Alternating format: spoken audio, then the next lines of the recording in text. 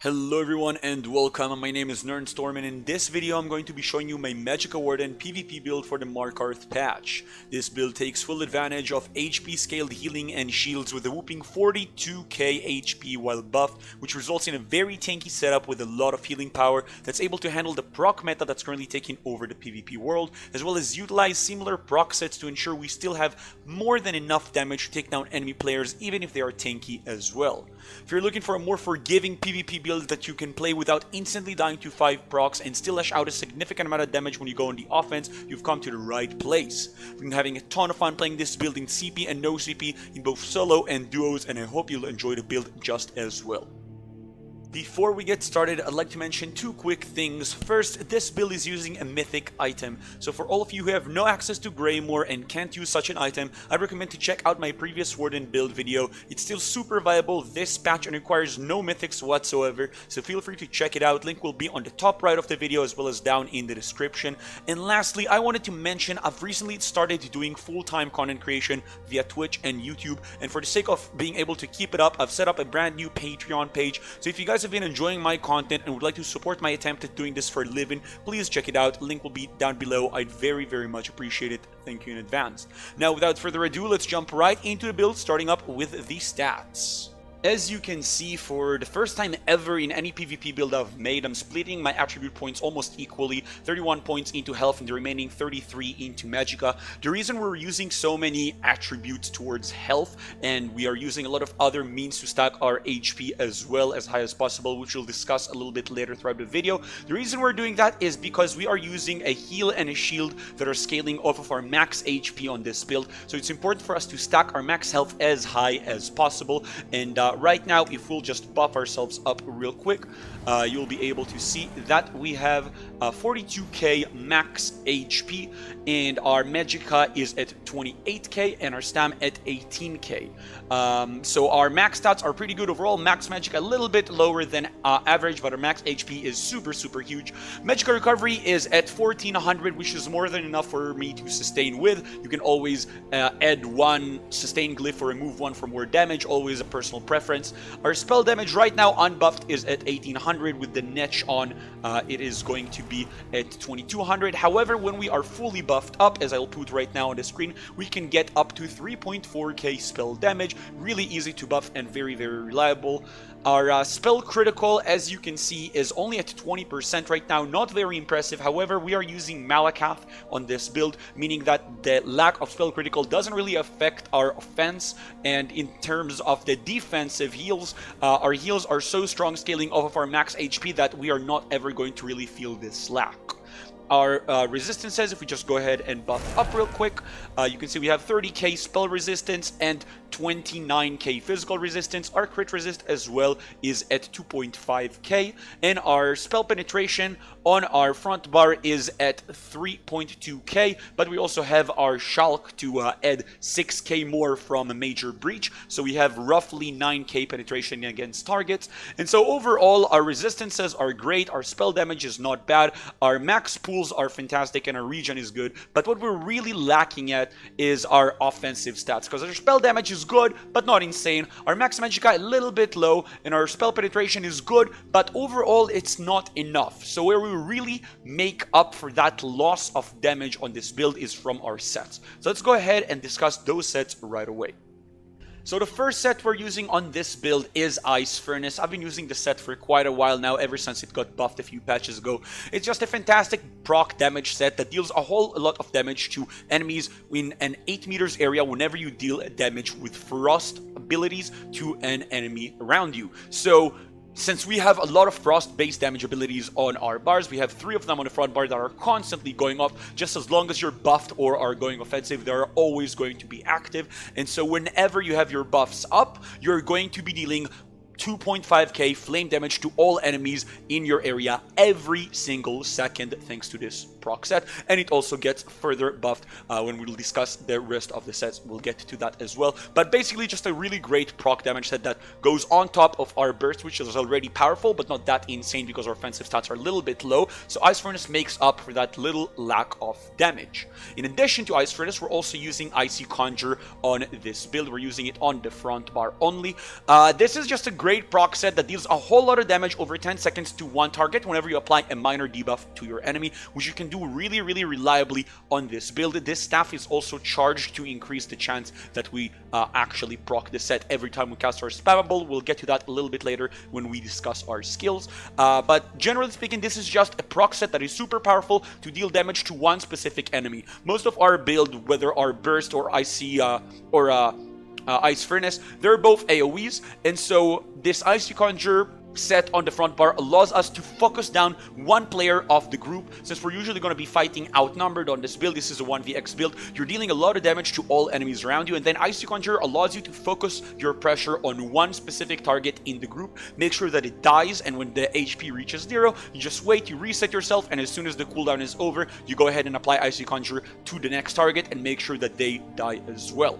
The next set we're using on this build is the Master's Eye Staff on the back bar. Since we have room to afford Destructive Touch on our bars, this is just a great set that allows us to have 600 more spell damage whenever we cast that skill. So basically, whenever we cast our Shulks, we have our dots running on the target. Right before our Shulks go off, our ultimate goes off, and we use our spammable and try to finish off a target. We go to our back bar, we cast Destructive Touch, we get 600 more spell damage, which affects our ultimate that's already running, our dots that are already running, our Shulk that is about to go off, and our spammable on the front bar. So it's just a really big part of our rotation that allows us to have a lot more damage when we actually go on our burst to an enemy. The next set we are using is Magicka. Magicka is just, what can I say, the best set that currently exists in the game. Since we are using heavy armor on this build, our crit chance is very low already, as mentioned earlier, which means that there's absolutely no reason not to use Magicka. We're missing our 20% crit chance. Instead, we get 25% extra damage on all of our abilities. This also affects both our Icy Conjure and our Ice Furnace procs. Both procs are affected by Magicka. Why? I don't know, Zos balancing. But either way, this allows us to have a whole lot of damage with both our proc sets. It allows our damage rotations, while they cannot get damage buff from crits anymore, they are always dealing 25% more damage reliably every single time you cast them. And so Magicka just allows our entire build to shine and have a lot more damage than it would otherwise. And last, we are using one piece Bracers of the Trainee. This is just because we have room for one last piece on our build, and so we're using Armor of the Trainee for the one piece bonus to increase our max HP, which allows us to peak at that 42k that we've discussed earlier. As for the armor types and traits, we are running heavy armor on this build. We're running 5 heavy, 1 medium, and 1 light. And the reason we're going heavy is because since we're using proc sets and we are using Magicka, you know, we're trying to stack our HP as high as possible. Heavy contributes towards that. We're trying to get high resistances to survive in this aggressive meta. Heavy contributes towards that. And since we're using Magicka and proc sets, we're not even suffering much of a penalty offensively when we're using heavy armor. Magicka is really a great enabler to heavy armor, so that is what we are using. And as for the traits, we're using mainly Sturdy because on our back bar we can block very effectively with the Eye Staff. And the Sturdy trait just allows us to block a whole lot more. And so we're able to block a lot of pressure we receive from our enemies, mitigate a lot of damage, and then use our HP scaling to heal very effectively as well. Now I'm going to go over each one of the pieces I'm using so you guys can see the trait and the enchantment I've got.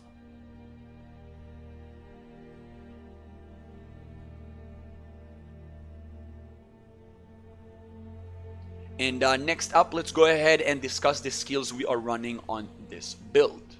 So on the front bar, first of all, the centerpiece of this entire build, Arctic Blast. This skill is everything you want in one press. One cast gives you absolutely everything. It has a burst heal, a heal over time, it has damage over time to enemies around you, and it has a stun. Everything in one, and the healing of this ability scales off of your max HP. So if we go ahead and buff ourselves up real quick to our 42k, you can see that even just on the tooltip inside Cyrodiil, we are healing for 12k 1k and an additional 1.4k every second for 5 seconds. Obviously, this is going to be mitigated inside Cyrodiil. You only receive a part of the healing done, but the amount of healing that we receive is absolutely massive. We're able to get so much health every single time we cast Arctic Blast, and between casts we constantly get more health from the heal over time of this skill. So you always want to have it on you every 5 seconds. You want to cast this skill again to make sure it constantly persists on you. You constantly benefit from the heal over time of this skill, especially when you're taking damage, and you get that burst heal. So whenever you're being pressured by enemies, all you have to do is block a little bit and cast Arctic Blast multiple times, and you're going to go all the way back up to your full 42k HP every single time. The healing is really powerful and is able to out heal even multiple proc sets taken on you every single second. In addition, it deals frost damage to enemies, which procs are Ice Furnace as well, which allows us to deal even more damage to enemies with procs that are buffed by Magicka. And in addition to that, it stuns enemies in melee range when they got hit 3 times from the frost damage of this skill. So it's also our CC, and if we're staying close to our enemies, which we want to do anyways with this build, we are able to deal damage to them constantly, and we can even stun lock them as well. Next up, we have got Dip Fisher. This is our delayed burst skill. We cast it and 3 seconds later we get a massive surge of damage to our enemies. All the enemies in front of you, it's an AoE ability, and it also applies Major Breach to all the enemies that you hit, which allows you to deal even more damage with the following up attacks. So it is just, you know, every single warden uses this skill because this is just the delayed burst skill that is the dream of every class, and obviously we're going to make use of it and deal a lot of damage to enemies using it. Next up, we got Bird of Prey. We use this skill because it passively gives us Minor Berserk, and even though Minor Berserk got nerfed this patch from 8% to 5%, it is still very effective. 5% extra damage done from all of our abilities, really effective, great to have it on nonetheless, even though it got nerfed. And we obviously can use this skill whenever we need to get Major Expedition, if we're running away from enemies or trying to catch up to an enemy and CC them with our Arctic Blast. If we're trying to keep up with that enemy so they get the 3 damage ticks from it, then this gives us extra movement speed so we can catch up with them, which is great as well. Next up, we're using Force Pulse as our spammable. I am using the AoE morph of Force Pulse, but you can really use either one. It's completely your own preference. If you prefer to have the single target morph and use it to interrupt spells of enemies and set them off balance, you can do that as well. It helps a lot to sustain your stamina to interrupt reses using it. I like Force Pulse because it deals extra damage to enemies around you, and since the majority of my burst and my pressure is AoE anyways, this helps me kinda keep the pressure going on multiple targets, and when one of them goes down, I can focus the next one, which is already low HP. So I like the AoE morph, but both of them are great.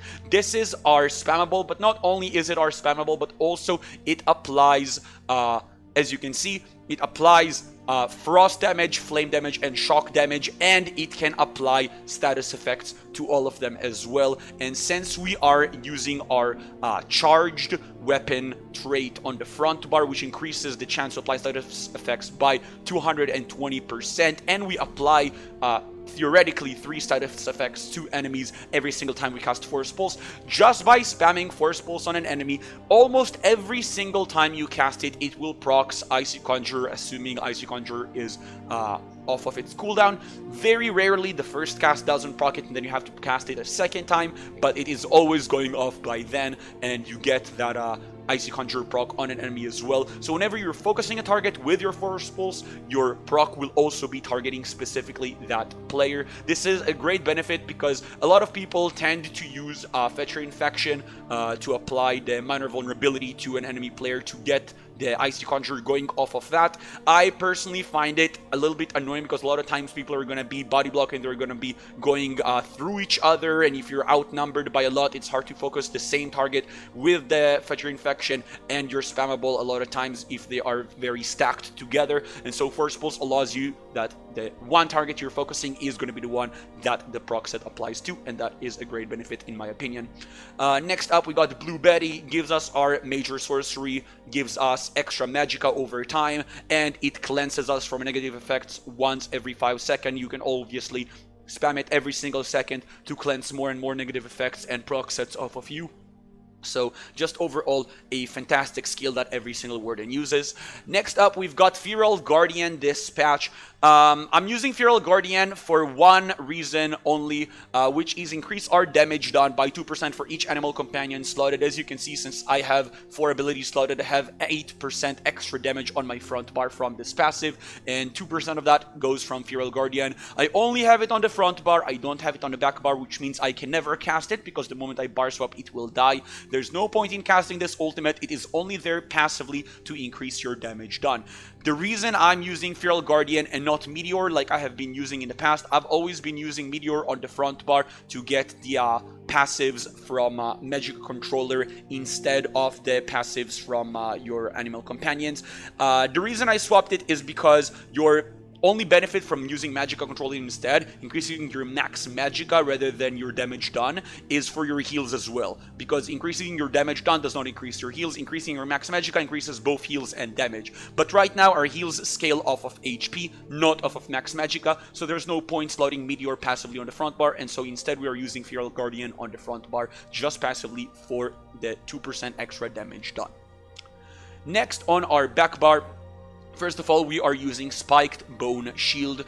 This is our damage shield that we are using to have as our secondary health-based scaling damage mitigation. If we are buffed up and we cast our shield even in Cyrodiil, we get 6k damage shield just from our max HP. Since our max HP is so very high, we're getting a very large value of a damage shield to mitigate some more damage that we're receiving. So I like it quite a bit. I think it's very, very effective, and it also deals damage to enemies around you in melee range based on the amount of damage they dealt to the shield. So that's a nice little bit of extra to your damage, and obviously friendly targets as well can use the synergy of this. So if you're playing in a small scale, you're playing with your friends, then Spiked Bone Shield can benefit to the group as well. Next up, we are using Shimmering Shield. This is just a great skill because that it, one, mitigates projectiles from enemies, so those, you know, poison injections that people are shooting at you, all the, basically every ability that the Mag Blade has got going on, a lot of Mag Sork stuff, just mitigates some extra damage that you're receiving. But the main reason we're using it, obviously, is the fact that it grants us major heroism, which helps us get our ultimate up faster and faster. And obviously, if you get your ultimate faster, you can cast it more frequently, and our ultimate procs a lot of damage, gives us protection, you know, and it also procs Ice Furnace as well. So obviously, the higher uptime we have on our ultimate, the more pressure we can deal to all enemies in our area. We're going to discuss the ult in a moment here, but Shimmering Shield is basically there to make sure that whenever you're fighting enemies who are using projectiles, you can cast this and get your ultimate up soon, again and again. Next up, we're using Living Trellis. This is another heal, this time scaling off of Magicka. Our max Magicka is not super high, however, our offensive stats are not that bad. Our spell damage is fairly good, especially when we're buffed up, and our max Magicka is not that bad either. And so we're still benefiting a good chunk of health from Living Trellis, and the really relevant part of it is that if you are using Living Trellis, you are benefiting from, first of all, a little bit of health every time an enemy attacks you, even if you have a damage shield on, even if you have HOTS taken at the same time. So it can add to the overall amount of heals per second that you're getting just passively without even healing. And it has the burst heal, of course, whenever you recast it a little bit later on. But really the main benefit of it, or one of the main benefits of it, is the fact that you're getting minor toughness from it, and you are getting a little bit of major mending.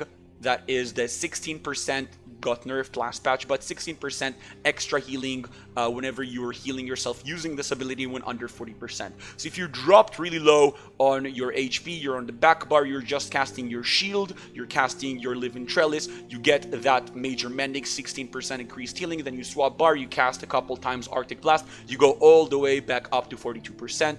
And since you are having such a high max HP, falling down to that below 40% health is not that risky, because you still have a whole lot of HP that you can play with, and you can still recover from that fairly easily. Next, we are using Frost Clench. This skill is meant mainly to enable our Master's Eye Staff to increase our spell damage overall, but not only that, it also immobilizes enemies. So since our CC is in melee range only, it's 6 meters radius, and we gotta make sure that the enemies are hit 3 times from this damage to make sure they are stunned. A lot of times if they're running away from you, you're going to need to be able to catch up with them, so you have the Major Expedition for that, but you also need to slow them down, and for that you're going to be using Frost Clench. It immobilizes the enemy. They have to pause for a second, realize that they are rooted, they have to roll dodge out of it, and then keep moving, and in the meantime you can catch up with them and then CC them with Arctic Blast. The amount of times that I got people killed because I first of all rooted them with Frost Clench, they couldn't move, they took them a while to like get out of it, roll dodge out or wait for it to wear out, and then they got stunned by Arctic Blast and couldn't cast anything because they're stunned. The amount of times that people just stopped reacting completely with this root into a stun, and that caused their death. So many times, just a great combination, and I find it really effective. Been using it for quite a while as well. Next up, we got Ice Fortress. This is our major resolve skill, really important. 6k resistances, both physical and spell, important to have on every single build. And it also gives us our minor protection, which reduces our damage taken by 5%. It got nerfed, it was 8% last patch, but it is still pretty decent to have that minor protection on you with 100% uptime, allows you to mitigate a whole lot of damage. And then last, our back bar ultimate, and the only ultimate we are actively using since our front bar was a passive slot. This is Northern Storm. It deals a lot of frost damage to enemies, which also procs our Ice Furnace.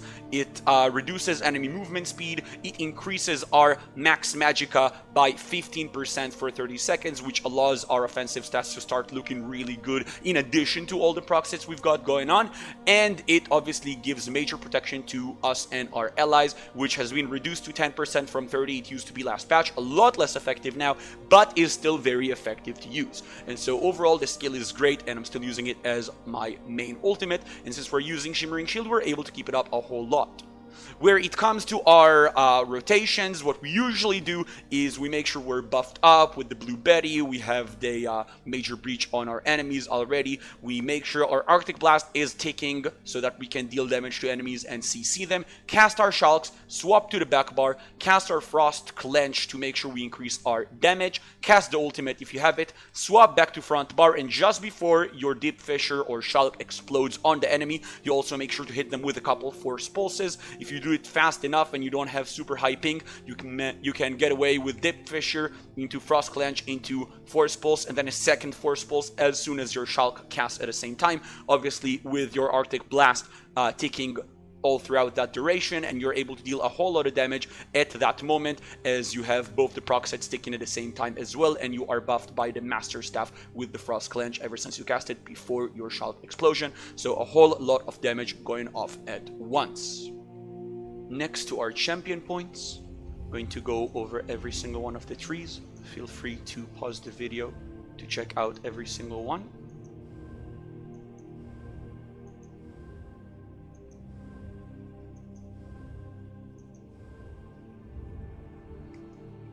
Some more relevant pieces of information.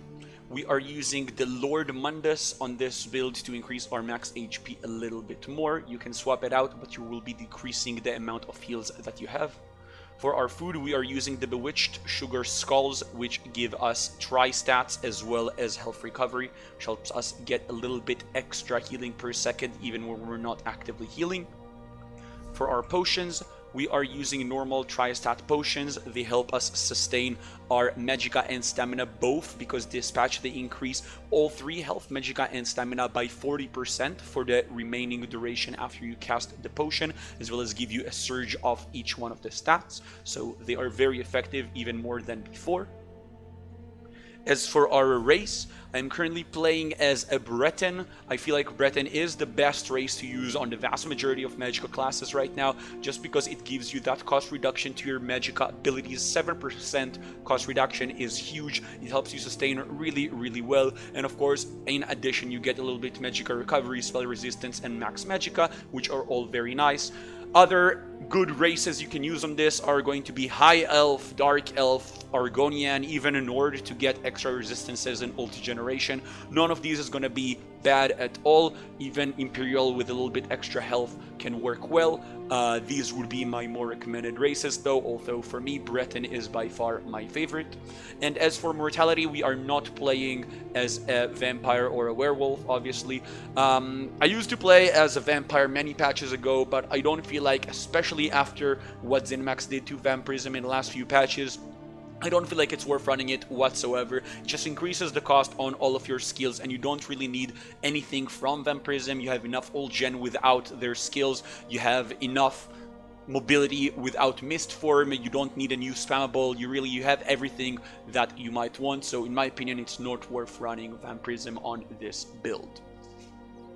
And that's about it. Thank you guys very much for watching. I hope you enjoyed this build video. If you did, make sure to hit the like button and subscribe for more of my content. As I mentioned earlier, I am now doing content creation full-time, trying to make a living doing this. So your support is super important to me. So if you enjoy my content, please make sure to join my Discord. Link will be down below in the description. Also my Twitch channel, I stream this build and many others in PvP 5 days a week live on Twitch. Link will be down below as well. And as I mentioned earlier, I've recently started up a new Patreon page to help me sustain this career choice. So if you guys enjoy my content and would like to support, every little bit of support would really help me a lot. So please feel free to check that out. And if you will, I thank you already now in advance. Thank you so much. That's about it. Thank you guys. Hope you enjoyed. And I'm going to go ahead and leave you with some gameplay of this build from this patch. Enjoy.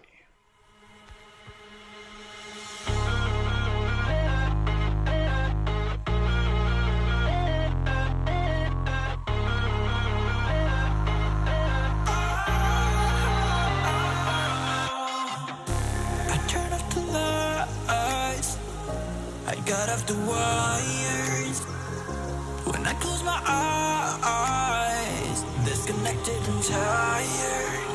I see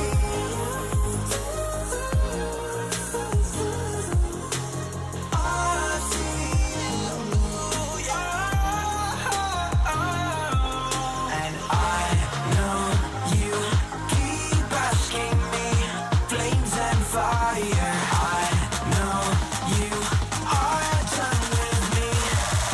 Just fired.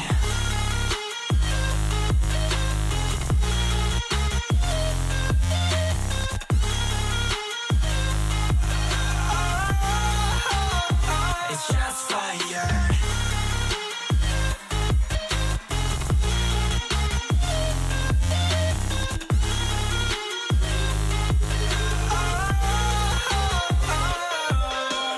I was wrong, but I made it right. You came begging day and night. I don't wanna hit the bottom. Don't go out of your state of mind. I've been counting 1 to 10. I'll be back when you be dim. With my music again and again. I see, yeah, I see you go down. Yeah, I see you go down. I see, yeah, I see you go down. Yeah, I see you go down. And I know you keep asking me, flames and fire. I know you are done with me. It's just fired. I see you go down, yeah, I see you go down. I see you go down, yeah, I see you just fired.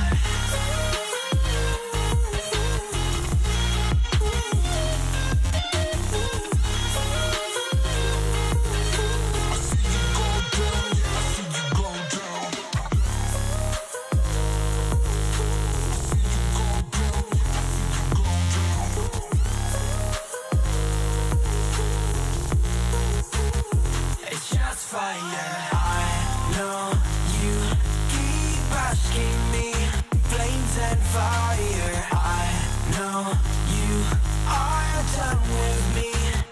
It's just fired.